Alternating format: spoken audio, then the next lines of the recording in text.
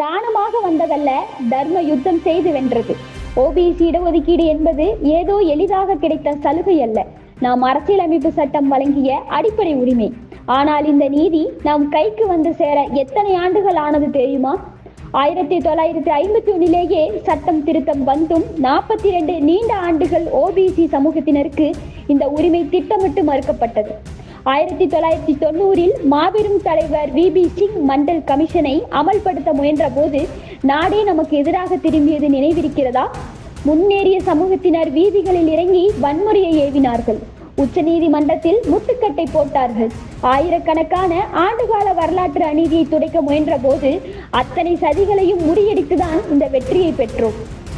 இத்தனை போராட்டங்களையும் தாண்டித்தான் நமது உரிமை நிலைநாட்டப்பட்டது. நமது வரலாற்றை நாம் மறக்க கூடாது.